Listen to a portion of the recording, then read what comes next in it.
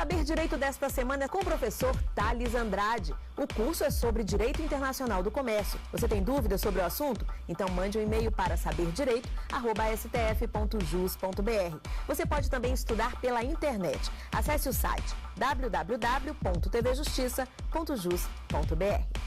Olá pessoal, meu nome é Thales Andrade e no Saber Direito dessa semana a gente está falando das regras do comércio internacional, ou vulgo chamado Direito Internacional do Comércio, né? Estamos falando das regras do sistema GATT, do Acordo Geral de Tarifas e Comércio, e nessa aula de número 3 falaremos explicitamente do chamado Tratamento Nacional ou Paridade.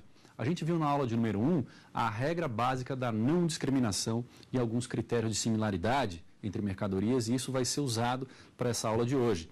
Vimos também na aula número 2 a questão da discriminação, quais são as exceções que permitem a discriminação em frente à cláusula primeira do GATT, a própria cláusula da nação mais favorecida. E aí a gente cuidou do artigo 24 do GATT, a própria cláusula de habilitação, e vimos como se altera o imposto de importação no Brasil depois dessa estrutura normativa do Mercosul e do próprio GATT, né? Vimos que muitas dessas disposições acabam implicando na derrogação das leis nacionais, como a Lei 3244 de 57 e a própria Decreto-Lei 3766.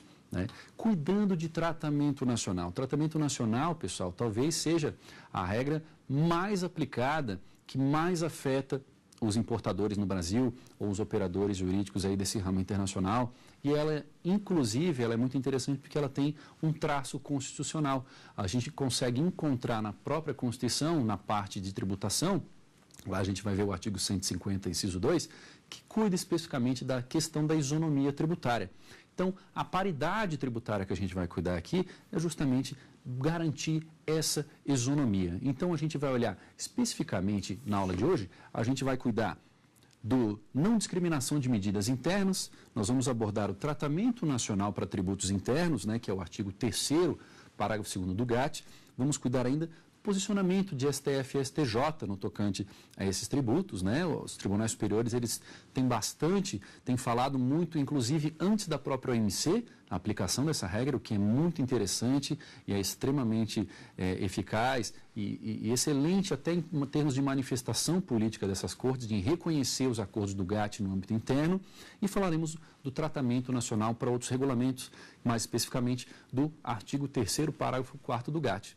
Então, via de regra, quando vocês escutarem, né, tratamento nacional, a gente fala do artigo 3º. A gente viu, então, o NMF, artigo 1º, a gente viu o limite para tarifas consolidadas, artigo 2º, e agora a gente está fechando o último elo aí, artigo 3º do GATT, que é a questão do tratamento nacional. Qual que é a regra básica de tratamento nacional, pessoal? Regra básica, o tratamento nacional, diferente da cláusula da nação mais favorecida, ele cuida justamente de não discriminação, mais uma vez, mas agora não é discriminar entre meus parceiros comerciais, é discriminar entre o produto nacional e importado. E é por isso que o tratamento nacional, ele despenca, né? Ele aparece muito no judiciário, muito frequentemente o governo é tentado a discriminar o produto nacional e o importado para proteger, para favorecer a indústria doméstica, né?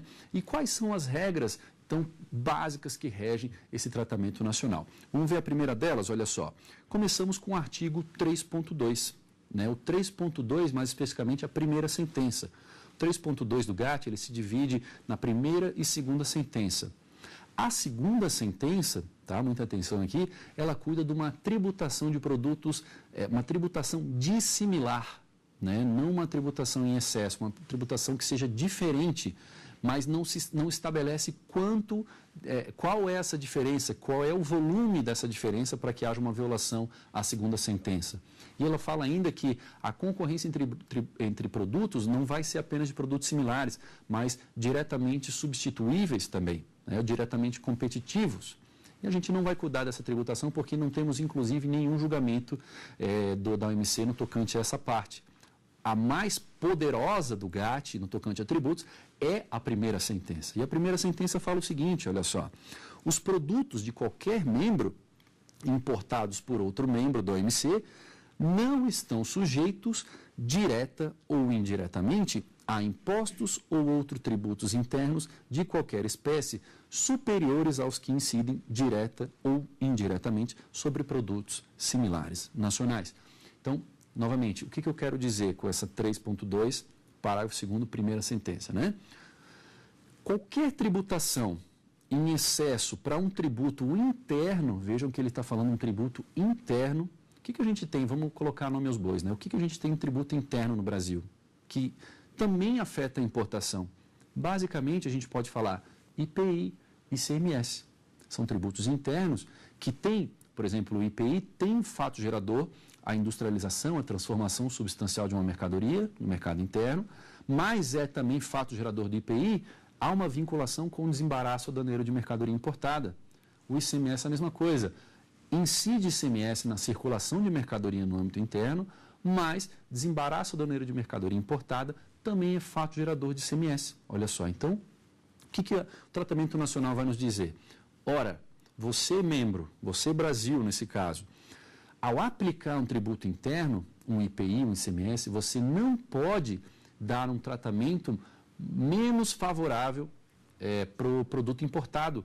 Você não pode, por exemplo, estabelecer uma alíquota superior ou uma base de cálculo superior ou algo que implique uma carga tributária menos favorável. Você tem que ter paridade nessa aplicação, né? Então, a paridade, a isonomia tributária, ela permeia o comando do tratamento nacional.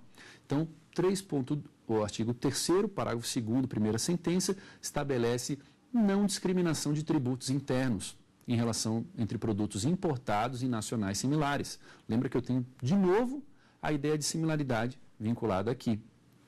E mais ainda, a questão do tratamento nacional ela é tão importante que também é regulamentada no Mercosul. Olha só, se a gente olhar lá, artigo 7º do Tratado de Assunção, que é o tratado fundacional do Mercosul e foi internalizado pelo Decreto 350 de 91.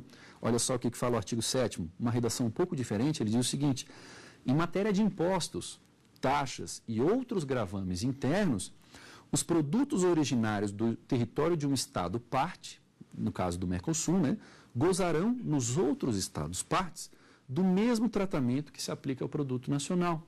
Então, se eu estou fazendo uma importação da Argentina e eu tenho um imposto, né, no caso o IPI, que incide também na importação, ele vem de um Estado parte do Mercosul, essa mercadoria, e eu concedo um tratamento de IPI para essa mercadoria similar nacional, tem que ser a mesma alíquota, por exemplo, né? Digamos que seja 30% para uma máquina específica. O IPI que incide para essa máquina importada tem que ser o mesmo para essa máquina similar nacional.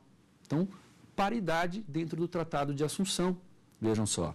E mais, a Constituição, em 88, traz uma espécie de tratamento nacional. Vejam só como ela é domesticada, essa paridade tributária, no nosso ordenamento jurídico, né? Artigo 150, inciso 2º da Constituição fala o seguinte: sem prejuízo de outras garantias asseguradas ao contribuinte, é vedado, é proibido o Estado, a União, o Distrito Federal e municípios instituir um tratamento desigual entre contribuintes em situação equivalente. Então, eu não posso estabelecer um tratamento desigual em contribuintes que estão em situação equivalente. Isso pode ser na importação. Por exemplo, eu, importador no Brasil, estou importando aquela mercadoria com uma alíquota X e um industrial no Brasil, que paga o IPI também dessa mercadoria, sofre uma carga tributária, por exemplo, diferente, mais benéfica. Ora, é um tratamento desigual? É. Agora, os contribuintes estão em situação equivalente, vejam que a redação é diferente, né? O que seria equivalência entre os contribuintes?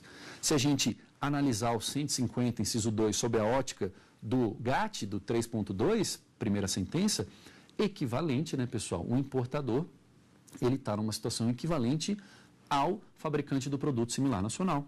Vejam só, a gente consegue amarrar um com o outro, e aí qualquer violação, qualquer excesso de tributação para o produto importado que dificulte, né, que cause um prejuízo, que dificulte, onere mais o produto importado frente ao concorrente nacional, ao similar nacional, seria uma violação à regra de tratamento nacional.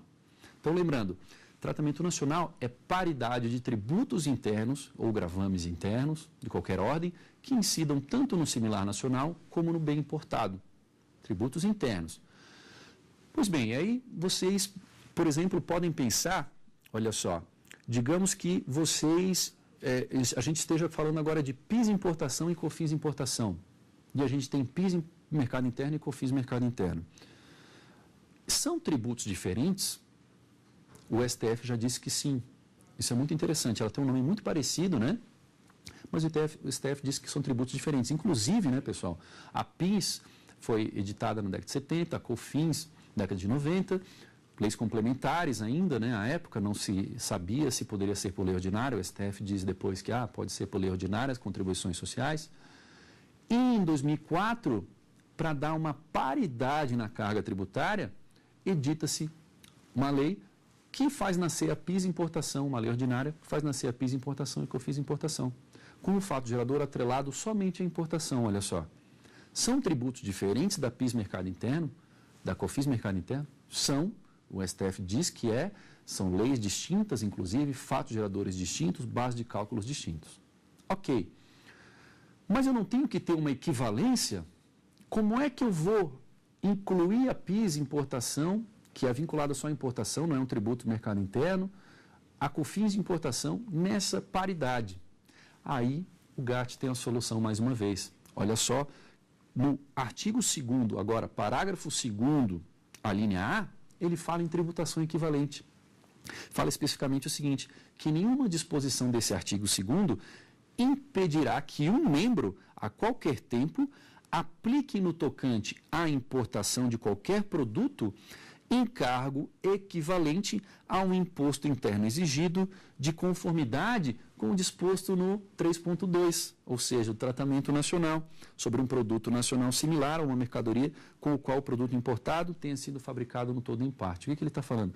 Que Brasil, por exemplo, não pode ser impedido de inserir um tributo, um encargo equivalente, né, ao que já existe no âmbito nacional, desde que respeitadas as disposições do 3.2, ou seja, paridade. O Brasil vai lá, justamente baseado no artigo 2º, parágrafo 2º, da linha A do GAT, cria a PIS importação e a COFINS importação para dar uma paridade na carga tributária. Ora, se o Brasil não fizesse isso, pessoal, como que seria resolvida essa situação? Ele teria que tirar a PIS mercado interno e a COFINS mercado interno. Porque ele estava, ao não ter um encargo equivalente na importação, favorecendo a importação, concordam? Porque a importação não pagava PIS e COFINS. Né? A importação não tinha como fato gerador PIS e COFINS, só o cara que industrializava no mercado interno. Então, por equiparação, para dar uma equivalência na carga tributária e, claro, garantir isonomia, eu vou buscar criar contribuições equivalentes que têm fatos geradores somente atrelados à importação. Esse é o caso da PIS importação e da COFINS importação. Então, vamos ver a primeira pergunta da aula de hoje. O Brasil pode ser condenado pelo programa Inovar Alto, criado pelo atual governo para atrair montadoras ao país? Essa é uma pergunta que é a pauta do dia hoje. Temos no Brasil um programa implementado que se chama Inovar Alto. O que é o Inovar Alto, pessoal?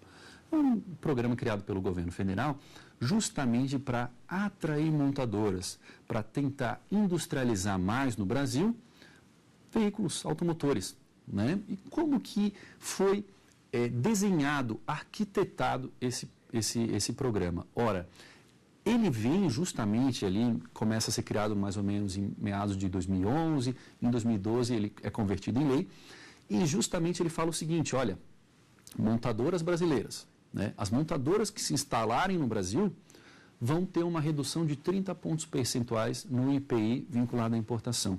Ou seja, as montadoras que vierem para o Brasil se instalar, né, elas vêm cumprir etapas de fabricação no Brasil, você pode eleger dentro de um leque, dentro do programa, eu tenho, por exemplo, 10 etapas de industrialização. A empresa pode escolher 5 delas, quero fazer chassi, carroceria, pintura, funilaria, colocar caixa de transmissão nos veículos, né? Vidro, tapeçaria. São vários itens de produção dos veículos e aí você consegue se habilitar no programa Inovar Alto e assim gozar da redução de 30 pontos percentuais no IPI vinculado à importação. E o contribuinte que não seja montadora, o contribuinte que está numa situação de importação também equivalente, que não tenha uma fábrica e não esteja habilitado no Inovar Alto. Ele consegue se aproveitar da redução de 30 pontos percentuais também no IPI, vinculado à importação? Não consegue. Né? E aí você já começa, opa, peraí, o professor não acabou de falar que eu não posso ter um tratamento desigual entre contribuintes em situação equivalente? Mais ainda, se eu for discutir equivalência e eu ficar na dúvida, eu posso, perante ao artigo 3.2 do GAT, primeira sentença, diferenciar ou tributar em excesso um tributo interno em relação ao importado em mercadoria similar doméstica, produto similar doméstico? Não posso, né? Flagrante violação de iure, violação de direito. Então, a pergunta do nosso colega é no seguinte sentido, ora, o Brasil ele pode ser condenado pelo programa Inovar Alto? Pode, e aí eu arrisco dizer, vai ser. Ora, mas como? Né? A gente sabe que as regras do GAT podem ser invocadas uma a uma, né, por importadores, em cada operação poderia ser levado ao judiciário. Só que para evitar esse, digamos, varejo de ações judiciais, né, que cada importador teria que fazer, a própria União Europeia, uma das principais afetadas pelo programa, que não quer, por exemplo, trazer muitas de suas montadoras para cá, sofrendo pressão das próprias montadoras europeias, né, como Audi, BMW, Mercedes, Renault, Peugeot, uma série de montadoras, grandes marcas europeias. Olha, eu não quero ir para o Brasil fabricar, ter que fazer etapas do meu veículo lá para poder gozar da redução do imposto. Por favor, União Europeia, faça alguma coisa. E isso levou até um tempo, desde a implementação do programa. Somente em dezembro de 2013, a União Europeia inicia consultas no OMC para questionar o Brasil, esse programa que foi implementado. E mais, levou praticamente um ano para se escolher o painelista. A fase de consulta, pessoal, só para vocês entenderem, a União Europeia tem 60 dias, né, eles têm 60 dias que sentar, o reclamante e o reclamado, no caso a União Europeia e Brasil. Vocês não conseguiram resolver amigavelmente, vai iniciar a fase litigiosa. Vai se instaurar o painel é composto por 3 árbitros. Então, o painel vai decidir, com base no pedido feito pela União Europeia, se o programa governamental do Brasil Inovar Alto, ele é legítimo frente às regras do OMC ou não. É claro que a União Europeia pegou, nos principais questionamentos o Inovar Alto, ele viola o 3.2 primeira sentença? É o ponto forte da reclamação da União Europeia. Criou-se, então, acabaram de ser escolhidos os 3 panelistas, eles estão sentando neste momento para criar o programa de trabalho. E eles têm mais ou menos entre 6 e 9 meses para fazer um laudo arbitral, fazer uma recomendação se o programa é legítimo ou não. Depois disso, de superar essa etapa, se o Brasil, no caso, eventualmente for perdedor, ele pode apelar da decisão. E aí ele apela para um órgão permanente, que é o órgão de apelação da OMC, que é composto por 7 árbitros, né, 7 membros do órgão de apelação. E 3 deles vão julgar o caso para as questões de direito, né, como geralmente ocorre nas cortes internacionais. Na primeira instância, né, esse grupo ad hoc, como a gente costuma falar, que ele foi constituído só para aquele caso, ele tem um mandato durante aquele período de avaliar todas as questões de direito e de fato. Ok, levantei, apurei todos os fatos, apliquei o direito, fiz a minha recomendação. Se o Brasil, como a gente mencionou, for eventualmente o perdedor, o Brasil pode ir lá apelar, né? Antes de implementar a recomendação, ele pode apelar para revisar somente questões de direito.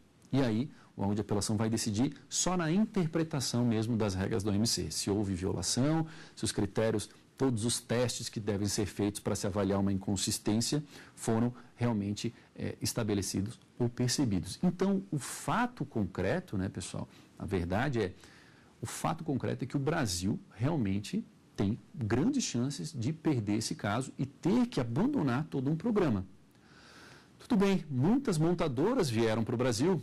Por exemplo, o próprio estado de Santa Catarina, a BMW veio e fez uma montadora para se beneficiar do Inovar Alto. né?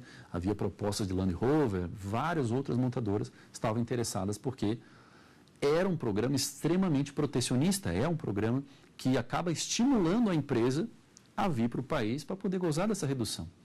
Agora, ele é legítimo, ele não fere as regras mais básicas do GATT, Direito Internacional? Ao meu ver, eu arriscaria dizer que claramente fere. Vamos ver como o Brasil vai se sair aí nesse programa. É até difícil o Brasil apresentar uma defesa.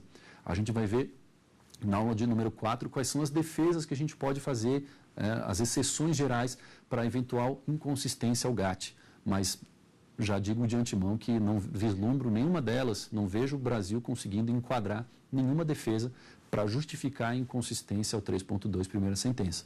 Tá? Então, muito provavelmente, o que vai acontecer? Ou você uniformiza, a OMC não diz como você deve implementar a decisão. Ou você aplica o IPI 30 pontos percentuais mais alto para todo mundo, ou você reduz o IPI para todo mundo. Você tem que tratar isonomicamente como assim apregou a regra do 3.2 do GATT. Joia? Então, há sim uma clara chance, uma clara possibilidade do Brasil perder esse contencioso e ter que enfrentar aí a modificação desse programa. Se o Brasil não quiser, o Brasil, novamente aquela questão, né? Oferecer resistência. Olha, o programa está gerando empregos, está trazendo muitas fábricas para cá, não quero modificar minha legislação e ninguém manda em mim. Né? Digamos que ele fique durão aí no cenário internacional. Ora, União Europeia, tudo bem. Nós estamos, vejam o contexto que é complicado, nós estamos negociando um acordo de livre comércio, Mercosul-União Europeia, e eu sou nos principais mercados, né, das exportações brasileiras, principalmente bens agrícolas. OMC, por favor, me autorize a retaliação. O OMC, claro, vai lá autorizar a retaliação. E aí, Brasil, principalmente bens agrícolas, eu já imagino que seja esse o setor, vai enfrentar uma resistência enorme. E aí, o que vai acontecer? Os agricultores do Brasil vão ter que fazer uma pressão junto ao governo para que o setor automotivo se adeque realmente às regras do OMC, que o Novo Arauto, enfim, acabe, se adeque a esse programa. Joia? Continuando então, vamos ver a segunda pergunta que temos aqui dos nossos telespectadores. Como o Poder Judiciário tem interpretado a regra do tratamento nacional invocado pelos importadores? Essa questão também é de suma importância. A gente acabou de falar da interpretação do tratamento nacional no âmbito do OMC, talvez seja a regra mais discutida, mais enfrentada realmente no âmbito do OMC. E o Poder Judiciário, como é que o Poder Judiciário encara a regra do tratamento nacional?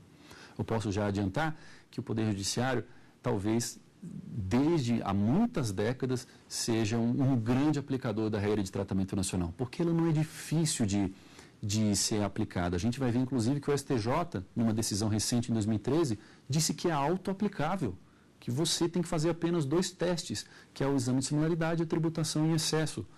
Configurou esses 2 estágios da aplicação da cláusula do 3.2, você tem que aplicar, você, juiz, aplica e estende o tratamento, obriga a extensão do tratamento isonômico, né? A extensão da paridade, a extensão do tratamento nacional. E aí, a gente pode olhar, primeiramente, um primeiro aspecto que é importante a gente cuidar quando a gente fala de tratamento nacional é a figura da isenção heterônoma. O que é a isenção heterônoma? Né? Não sei se vocês já escutaram. Quando a gente lê lá o artigo 151, inciso 3º da Constituição, lá cuida a chamada proibição de isenção heterônoma. Vamos ler com a gente? Olha só, vamos ver o que fala o 151, inciso 3º. É vedado à União instituir isenções de tributos da competência dos estados, do Distrito Federal ou dos municípios. O que estamos falando aqui, então? A União, ente federativo, né? Pessoa jurídica de direito público, não pode instituir uma isenção, por exemplo, de competência dos estados, Distrito Federal e município.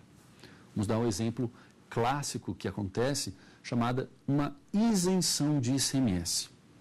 Pode a União, por exemplo, editar uma lei federal concedendo uma isenção de ICMS? O ICMS, pessoal, é um imposto de circulação de mercadorias e serviços, né? É um imposto de competência dos estados. Pode a União, então, veicular uma isenção de um outro ente tributante, de um outro sujeito ativo, no caso os estados e Distrito Federal, que são competentes para instituir o ICMS? A Constituição diz claramente que não. O 151, inciso 3º. Tá, mas vamos pensar então no âmbito do GATT. Ora, quando o Brasil negocia um acordo internacional como é o GATT, negocia os acordos do OMC, quem é que representa o Brasil nas relações exteriores? Não é a União? É a União, de fato. A União, ela atua como pessoa jurídica, né, de direito público interno, mas nas relações exteriores, nas relações internacionais, atua como pessoa jurídica de direito público externo. Correto? É ela que uniformiza a vontade e leva a posição brasileira numa negociação internacional. É ela que fecha a posição. Ora, não, é isso que nós queremos, essa é a vontade do Brasil. Quando ela atua como pessoa jurídica de direito público externo, a gente pensa, vocês podem pensar, ora, é a União realmente que está falando em seu próprio nome? Ela está agindo só em interesse próprio ou ela está atuando em nome do Estado brasileiro, do Estado nacional, representando inclusive estados, municípios, Distrito Federal, todos os cidadãos brasileiros? Ela está atuando em nome do Brasil. Então, quando a União celebra um acordo internacional, como é o acordo GATT desse porte, ela pode acabar implicando em renúncia fiscal, de ICMS, de impostos sobre serviços de qualquer natureza, de competência dos municípios, pode acabar implicando numa isenção de ICMS, como a gente falou. E isso vai violar o 151, inciso 3º, ou seja, isso vai se constituir uma isenção heterônoma? Não. Quando a União, então, estiver negociando um acordo internacional, como é o GATT que a gente vem falando, as isenções que decorrerem do GATT, seja de um tributo estadual, municipal ou distrital, não serão consideradas isenções heterônomas. E é aí que a gente tem um agravo de instrumento, no agravo de instrumento número 223.336, de relatoria do ministro Joaquim Barbosa, muito interessante, ainda de 2008, que fala o seguinte: a limitação prevista lá do 151, inciso 3º da Constituição, que cuida da isenção heterônoma, né, não se aplica às hipóteses em que a União atua como sujeito de direito na ordem internacional. Vejam só, então, eu não estou atuando como ente federativo, meramente ente federativo União, estou atuando como um sujeito de direito internacional e, por isso, você pode falar em nome da União. Imagine, então, a seguinte situação, meus amigos. Imagine o governo do estado de São Paulo, na década de 80, resolve editar uma isenção para produtos da cesta básica, uma isenção de ICM. O ICMS nem se chamava ICMS, ele se chamava ICM, ele não incluía ainda serviço de transporte municipal, intermunicipal, interestadual, né? Era só imposto de circulação de mercadorias. A isenção para os produtos da cesta básica que o estado de São Paulo queria conceder era para o peixe seco salgado da cesta básica. Então, temos uma isenção de ICM para peixe seco salgado, visando justamente estimular a população mais carente, né? Visando estimular o consumo das famílias, reduzir a carga tributária sobre um peixe seco salgado, era um produto integrante da cesta básica.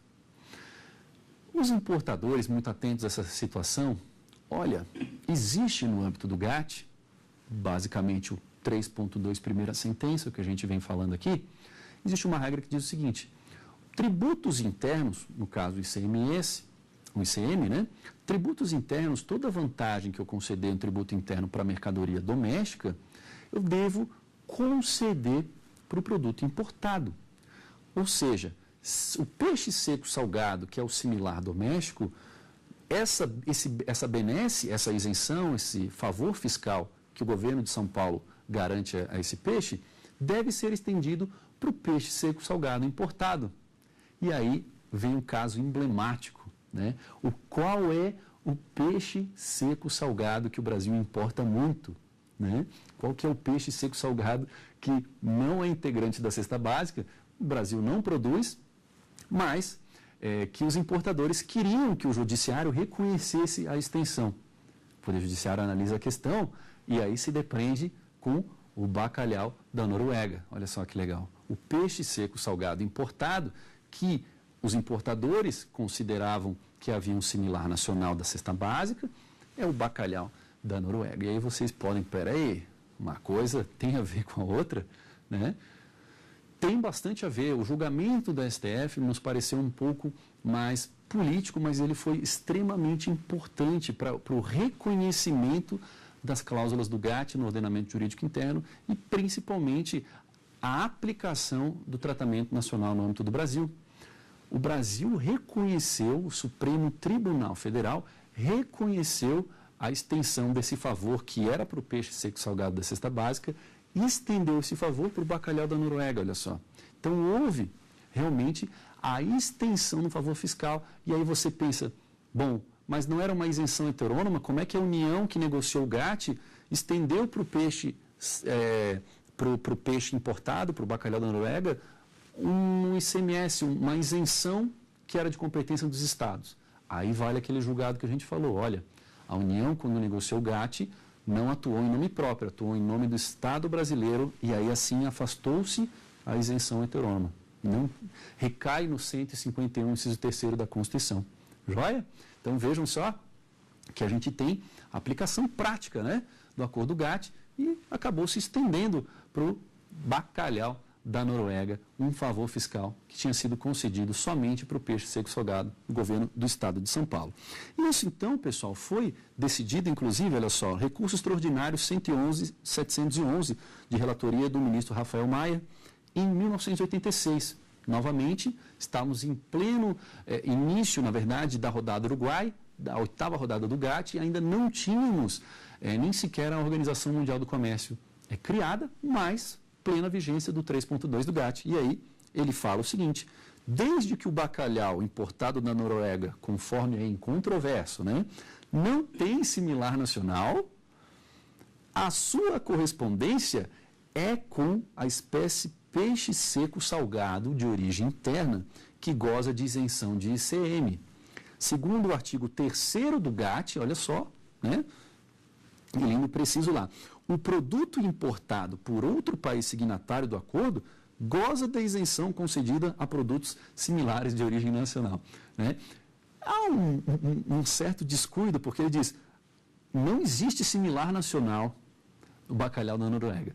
Ora, ele queria dizer que não existia um peixe idêntico, na verdade, né?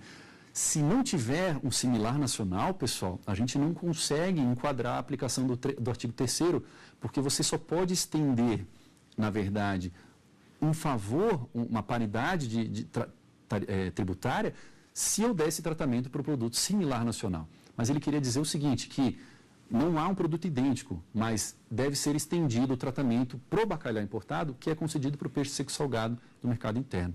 Era isso que ele queria dizer, e é isso o julgamento, né? Foi um julgamento importante que resulta na súmula 575 do STF, que fala o seguinte, a mercadoria importada de país signatário do GATT ou membro da ALAUC, né, que atualmente é a ALAD, estende-se a isenção do imposto de circulação de mercadorias concedida a similar nacional. Então, ele está, a súmula 575, ela está tão somente, na verdade, reiterando a disposição do 3.2 do GATT. Vejam que vira a súmula do STF a aplicação do 3.2. Né? E aí ele fala especificamente aqui, era o caso do bacalhau. Inclusive, o STJ, Superior Tribunal de Justiça, fala lá na súmula 71, de modo semelhante, olha só. Ele vem incorporar, como ele ia enfrentar muitas questões de interpretação de lei federal e tratado, o STJ edita a súmula 71 que fala, o bacalhau importado de país signatário do GATT é isento do ICM, vejam só.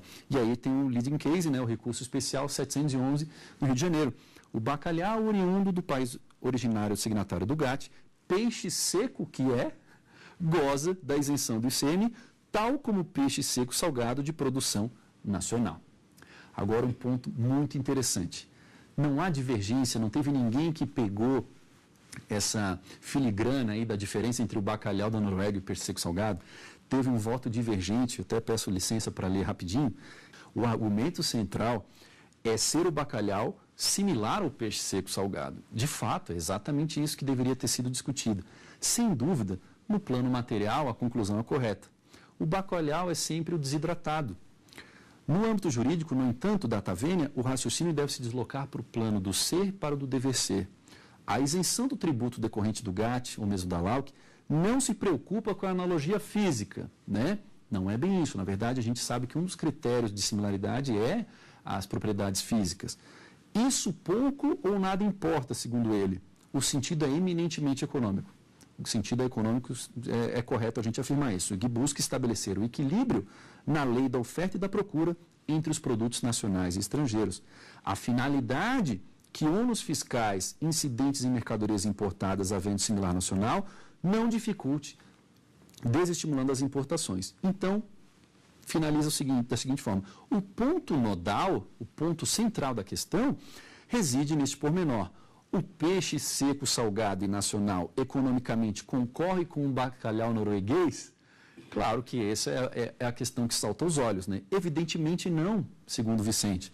Os destinatários, especialmente os consumidores, são distintos, né? Preferência dos consumidores, lembra? Ninguém admitirá o bacalhau ser substituído pelo pirarucu seco. Sabores inconfundíveis não marcam presença nos mesmos cardápios. E mais, não há, pois, similaridade econômica entre o bacalhau e o peixe seco, peixe seco brasileiro. Ambos, nesse aspecto, correm de maneira distinta. Ora, é claro que ele fez uma avaliação mais aprofundada, mas também houve, digamos, alguns escorregões aí, porque a analogia física, sim, é importante, é o ponto de partida. Peixe desidratado é o ponto de partida. Agora, é claro que, economicamente, talvez estejamos falando de coisas diferentes. O fato é que o reconhecimento já do Supremo Tribunal Federal para a aplicação da isenção, a extensão da isenção do ICMS do peixe seco para o bacalhau importado, foi extremamente importante para o Brasil conquistar, ganhar espaço à interpretação do GATT nas cortes nacionais, inclusive virando súmula, né? A súmula 575, a súmula 71 do STJ. E aí a gente tem outros casos, como o próprio recurso especial 323.812, que defende a existência de similaridade, né? Que não existe bacalhau no Brasil, isso é irrelevante para desconstituir os efeitos da súmula 71 do STJ, né? Se há isenção para pescados, sendo o bacalhau importado uma espécie desse pescado, prevalece a força do artigo GATT. Aí ele simplificou um pouco mais quais seriam os produtos que estariam sendo em questão nesse caso específico, né? Temos ainda, por último, gostaria de mencionar ainda a decisão de 2013, que eu abri essa aula mencionando. Uma decisão do STJ, dando uma força tremenda novamente para o 3.2 do GATT. Olha só o que ele fala, o ministro Mauro Campbell, no julgamento do recurso especial 120.5393 do Rio de Janeiro. A cláusula de obrigação do tratamento nacional é uma norma autoaplicável, pois tem como condicionante apenas o teste de duas fases. Ou seja, primeiro, eu tenho que verificar a similaridade entre os produtos doméstico e importado, perfeito, e segundo, verificar a ocorrência de tributação superior do produto importado em relação ao doméstico. Veja só que ele emenda, né? Ele faz no recurso especial, ele fala, corte originária, TRF, no caso era o TRF4, faça o teste do 3.2, porque você é obrigado a analisar, é uma norma autoaplicável, né? E acaba, então, interpretando aí, de um modo muito interessante e recente, né, o artigo do tratamento nacional, novamente nas cortes brasileiras, né? Outro questionamento, então, que a gente mencionou no começo da aula, é a questão da tributação equivalente. Como que eu, por exemplo, qual seria o tratamento, então, da PIS importação e da COFINS importação? Uma vez que não são tributos internos.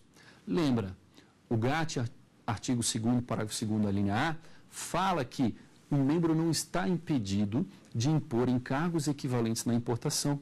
Então, ele pode também instituir outros tributos para dar uma equivalência na carga tributária, justamente porque o produto nacional estava desfavorecido no Brasil, porque o produto nacional pagava PIS mercado interno e COFINS mercado interno. E aí, No STF, surge um caso interessante que agora, atualmente, exatamente nesse momento, foi deferida a repercussão geral, que é o recurso extraordinário 633-345, cuja relatoria é do Marco Aurélio de Mello, né, que cuida da diferenciação de alíquotas entre PIS importação e COFINS importação. Então, vai ser um recurso extraordinário que vai realmente dar o que falar e tem tudo a ver com o artigo 2º, parágrafo 2º, a linha A do GAT. Joia? Vamos ver, então, a nossa última pergunta de nossa aula número 3. Rótulos de embalagens com informações sobre o processo de fabricação do produto podem resultar em violação das regras do OMC? Essa pergunta também é extremamente importante. A gente falou, então, nessa primeira parte da aula, da questão do tratamento nacional vinculado às regras tributárias, né? Falamos, então, de excessos dos impostos dos tributos internos e também da questão do encargo de efeito equivalente, né? Que não é um tributo interno exatamente, é um tributo vinculado à importação, mas ele também tem que guardar a paridade com 3.2, parágrafo 2º do artigo 3º do GAT. Ou seja, tem que ter isonomia ao instituir uma obrigação tributária somente do lado da importação e tem que ter uma correlação com algum tributo que esteja onerando o mercado interno, a mercadoria similar doméstica. Joia? Mas o GAT ele vai um pouco além. Ele também estabelece o parágrafo 4º. Então, eu tenho, além do artigo 3.2, uma arma poderosa que está consubstanciada no 3.4. O 3.4 basicamente fala o seguinte, que eu não posso dar um tratamento menos favorável para o produto importado em relação ao similar doméstico, no que diz respeito a leis, regulamentos, exigências relacionadas com a venda, oferta para a venda, compra, transporte, distribuição e utilização no mercado interno. Né? Respondendo à pergunta, então, do nosso colega, o 3.4 ele fala o seguinte, vocês membros do OMC, você Estado, por exemplo, brasileiro, que é um membro do OMC, você pode, com informações de processo de fabricação, violar as regras do OMC? Pode, de certa forma. Por quê? Se o Brasil editar, né, seja em nível municipal, nível estadual, distrital ou federal, um regulamento que diga o seguinte, imagine a seguinte situação, meus amigos. Imagine um regulamento interno que o Brasil faça constar que produtos transgênicos tenham que ter a informação no rótulo, que ele é um alimento elaborado a partir de milho transgênico, e ele tem que ficar numa seção separada do supermercado, né, uma seção toda vermelha, né, em que a pessoa olha de longe e vê que aquilo não sabe nem o que é, mas pode ser um potencial à sua saúde. Ora, digamos que o alimento nacional, né, por exemplo, um salgadinho de milho, que é fabricado no Brasil, não utilize milho transgênico. E o alimento que seja importado, o salgadinho nacional que seja importado, utilize milho transgênico e esteja submetido a essa regulação interna. Essa regulação implica um tratamento menos favorável para o produto importado? O que vocês acham? Vocês acham que o produto nacional, sendo colocado numa seção distinta, às vezes com algumas informações, né, que alertam o consumidor, que deixam o consumidor com medo de adquirir aquela mercadoria? Eu tenho que olhar no mercado e buscar a existência desse tratamento menos favorável. Se eu encontrar isso, eu estou violando o artigo 3.4. Veja então que eu tenho a possibilidade de ferir o tratamento nacional no que toca a leis e regulamentos, né? Existem vários casos, muitos deles são regulados pelo próprio acordo de barreiras técnicas do OMC, que sofistica, de certa forma, que detalha um pouco mais a questão do tratamento nacional para leis e regulamentos, né, para a questão de rotulagem de mercadorias. E isso, hoje, são inúmeros os exemplos da atualidade. Quais são as mercadorias que sofrem rotulagem por parte aí de alguma medida governamental, né? E esse ponto aí também é importante. Tem que ter, para o Brasil ser demandado, lógico, eu tenho que ter um ato de governo, alguma intervenção do governo nessa prática. Se for um selo de uma entidade privada que faz por conta própria essa certificação, essa rotulagem, sem qualquer intervenção do governo federal, aí, claro, eu não tenho como acionar o Estado brasileiro para responder por aquilo, né? Muitos desses selos, a gente vai comentar, por exemplo, os selos de fair trade, né, de comércio justo, que segue os padrões de normas sociais, o carbon footprint, que é a impressão de carbono, quanto se gasta de carbono para aquele produto, muitos dessas mensagens em rótulos nos produtos são feitos por entidades privadas. E aí ficam imunes à regra do tratamento nacional, porque, no final das contas, eu só consigo demandar um Estado, né, um país, um membro da organização, por uma eventual violação do 3.4. Não consigo demandar entidades privadas, porque é um tratado internacional e é celebrado pelos membros, pelos sujeitos públicos de direito internacional. Joia? Então, uma primeira disputa, foi a primeira disputa, na verdade, da OMC, no tocante à violação do 3.4, foi justamente o caso da gasolina. Nesse caso, foi a disputa de número 4, né, a disputa sétima número 4, foi considerada a primeira disputa que realmente resultou num painel e num laudo do órgão de apelação da OMC, foi levada a cabo por Venezuela e Brasil contra os Estados Unidos, a questão da gasolina reformulada. O que os Estados Unidos queriam? Era a primeira vez que o Brasil testava o sistema e era muito interessante. Os Estados Unidos criou, na década de 90, o chamado Clean Air Act, né? A lei do ar limpo, né? do ar mais puro. Por meio dessa lei, ele falou o seguinte, que as gasolinas agora que vão ser comercializadas nos Estados Unidos têm que ser reformuladas, tem que ter menor emissão de carbono na sua queima. Para eu impor esse parâmetro de quanto ela deve ser reformulada, eu tenho que utilizar estatísticas, parâmetros anteriores que são feitos pelas refinarias dos Estados Unidos, olha só. Então, os Estados Unidos ele impõe um critério seguinte, vocês, norte-americanos, vocês vão reformular a gasolina de vocês, certo? Vocês têm, desde a década de 90, os parâmetros de queima da gasolina de vocês e vocês vão reformular com base nos parâmetros de queima. Aquele que queimava mais vai ter que, logicamente, se adequar melhor à normativa, aquele que queima menos se adequa um pouco menos, pois ele já está convergindo mais próximo desse estándar, desse padrão. Mas a gasolina importada, a gasolina brasileira e venezuelana, que não tem refinaria nos Estados Unidos, que ela já vem pronta, como que eu pego o parâmetro dessa gasolina, né? Vou lá no Brasil ver qual que era o padrão da refinaria, vou na Venezuela, os Estados Unidos disse não, eu pego uma média das refinarias norte-americanas e aplico para a gasolina importada. O Brasil vai ter que se submeter ao padrão da gasolina estabelecida pelas refinarias dos Estados Unidos, olha só. E aí, lógico, né? Brasil, mas como assim? Essa medida viola o 3.4, você me dá um tratamento menos favorável, né, o produto importado em relação ao similar doméstico. Ora, por que eu não posso mostrar os meus dados para vocês, Estados Unidos, para eu reformular minha gasolina de acordo com os meus critérios, de acordo com a minha performance? E tem que usar a performance do americano para reformular minha gasolina? A performance de vocês é horrível, né? Vou ter que adequar, ter um custo muito maior. Então, vejam como o comércio internacional, né, como as normas, esse tipo de ato, ele pode, na verdade, esconder arbitrariamente uma proteção para os produtores nacionais, né? E aí a OMC entra em jogo para justamente tentar, com o 3.4, cobrir esse problema na implementação dessa medida. É justo que os Estados Unidos faça isso, né? Que os Estados Unidos possa justamente reformular a gasolina, mas é claro que ele tem que ser razoável, isonômico nesse tratamento, certo? E aí, como é que o STJ decide um caso em relação ao 3.4?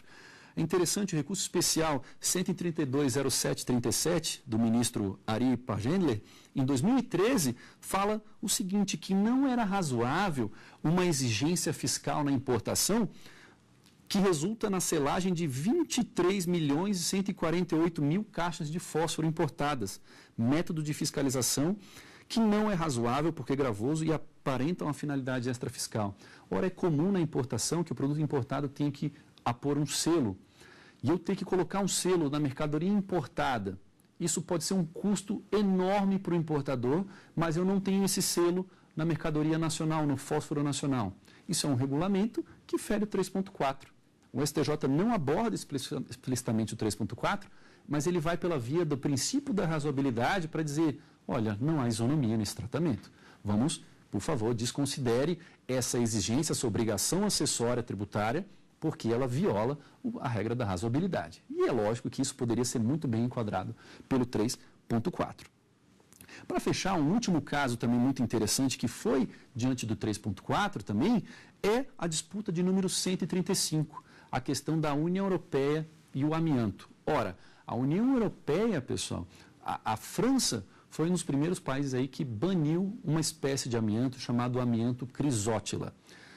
Ela baniu por que esse amianto crisótila? Ela disse o seguinte, ela passou um regulamento que afetava basicamente esse amianto que era importado e o amianto nacional não tinha esse banimento, ele continuava sendo comercializado.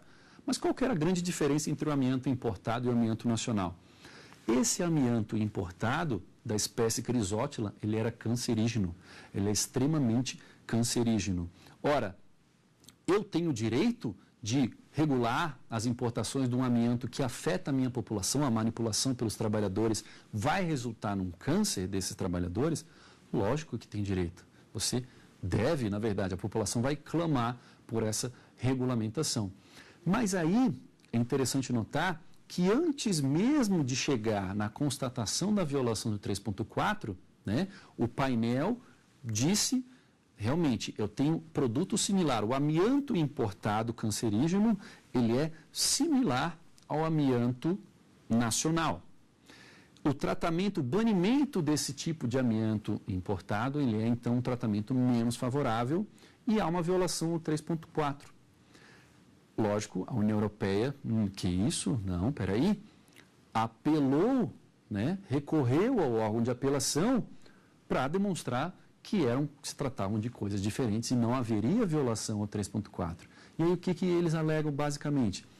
Olha só, o órgão de apelação, ele dá uma sabatinada no painel, né, na instância inferior, dizendo o seguinte, você, painel, não fez o dever de casa, porque você deveria ter visto no mercado que o amianto importado, ele causa risco grave à saúde, e isso é um critério importante que afeta características físicas da mercadoria, ele é, portanto, diferente do amianto nacional, e ele também afeta hábitos e preferência dos consumidores. Quem são os consumidores? Os trabalhadores que manipulam esse amianto.